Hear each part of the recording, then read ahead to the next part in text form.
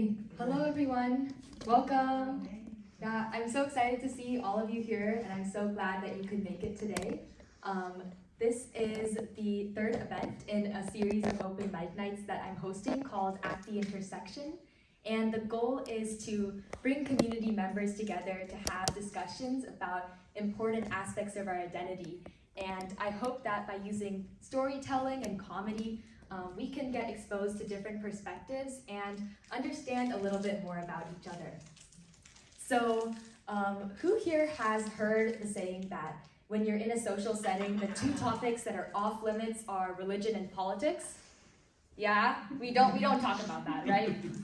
But I think that these are important discussions to have. And so I hope that today y'all can leave this evening feeling like you have more awareness about religions that you might not have known so much about, and just knowing what we have in common. So again, the theme for today is my beliefs, your beliefs, our beliefs. And I'm really excited for the amazing lineup of speakers that we have.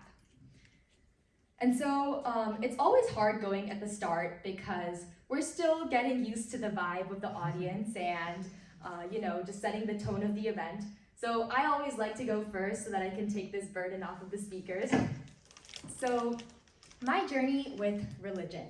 My parents, they grew up in India with Hindu parents, and when they came over to the United States, they let go of some of these practices. So in my household, my brother and I were never raised with any religion in particular.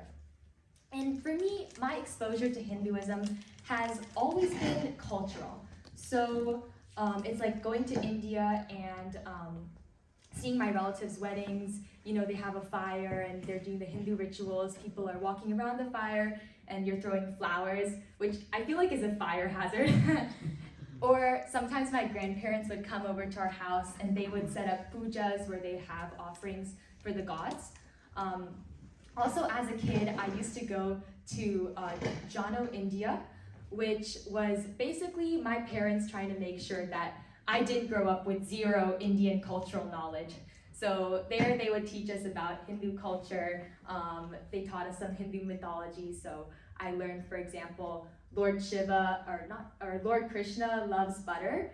So to accompany that lecture, we actually churned our own butter. Like everyone had bowls and they gave us the cream. And like, can you imagine whose idea it was to make a bunch of 8-year-olds sit on the ground for an hour stirring butter? Like it tasted really good, but I'm never gonna do that again. It was way too much effort. So that was my story with Hinduism. Another religion that I've gotten exposed to is Sikhism. So does anyone know the San Jose Gurdwara? Yeah. I think if you look up like things to do in San Jose, it's like the top 5 like must-do thing to see. It's like the biggest one in the country, I think. So my mom used to take my brother and I to the Gurdwara occasionally.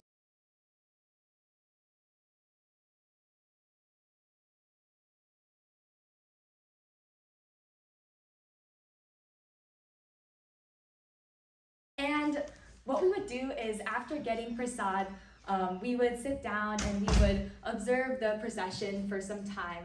So sometimes there would be a musical performance or a sermon going on, or everyone would be reciting prayers at once.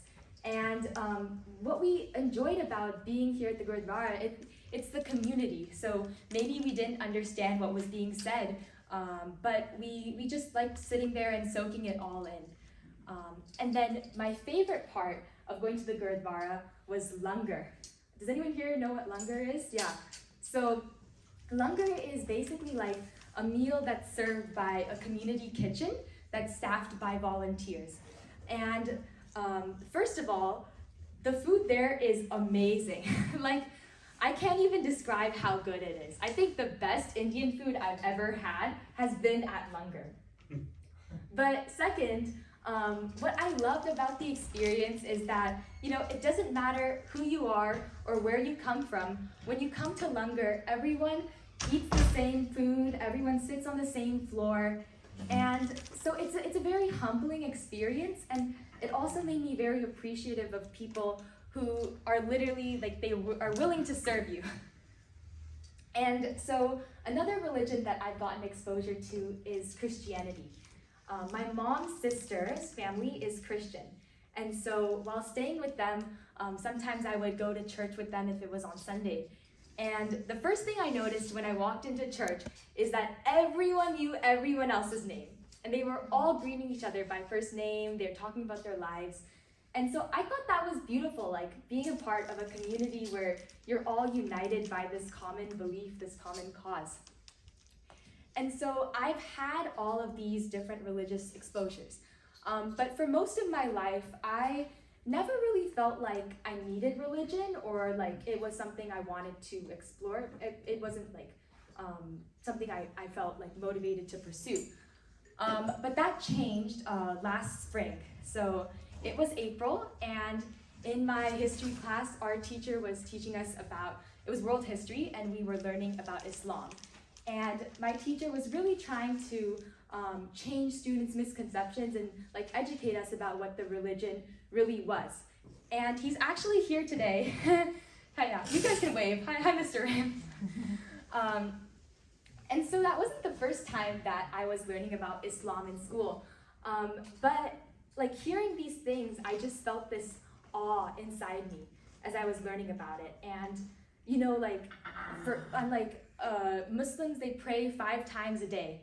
And I was like, wow, like, their belief is so strong in God.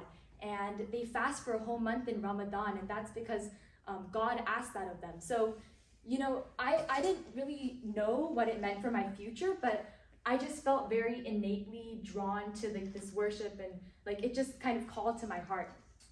And so what happened next is, this is the first time in my life that I'm accepting that there's a higher power, that there's God. So I was just like, for the first time, it was a completely new idea to me that if something's going on, you can pray to God, you can ask God for help. You know, God loves you, God wants the best for you. So this took me a few weeks to process, and during this time, every day I would go out for a walk in my neighborhood and I would listen to these summaries of the Quran. And I was just learning and listening, and it was like sinking in my head. And it was all new for me, but at the same time, it felt like what I was listening to made sense. And like it resounded with me, like I already knew it in a way. And so I accepted it. And my mom and I are really close. We say that we're best friends. So I wanted to tell her about this because it was really important to me. So I like mustered up all the courage to tell her like, okay, this is like the personal experience I have. And then her reaction is that she bursts out laughing. And she goes, oh, is this a new fad? Like, is this what the teenagers are doing this day? And you know, I can understand where she's coming from, because like some of my past behaviors were not like things like, you know, Muslims don't eat pork. When we went to Spain as a family, I was eating so much jamon. We even went to one restaurant and I ate, they had, you won't believe this, they had a pig snout that's fried, and they had it on the menu. And I ate it because I was like, pork. And even one time we went to, you guys know like how there's the Gilroy Garlic Festival? So there was this thing in San Jose called Bacon Land. So we went there, and my mom has pictures of me eating bacon there. And so it's like, now she jokes like, oh, I'm gonna use those pictures as blackmail when you're older. But you know, 1.5 years later, fad or no fad, I'm still following Islam. And you know, what I say is like, it's a journey, and it's something I'm gonna continue to learn my whole life. You know, I don't know where it's gonna take me, but this is how it is. And so what I've been really fortunate is that I've had a mentor who has helped me. She's been guiding me, and she's a family friend. And let me introduce our next speaker. So her name is Mahira, and my mom refers to her as my Muslim godmother. She grew up in Pakistan with a Muslim family, and after leaving her house, she dug deeper into the religion and explored beyond what her family taught her. And so she's going to be sharing about her experience returning to her faith, and also challenges practicing Islam in America. Yeah, thank you.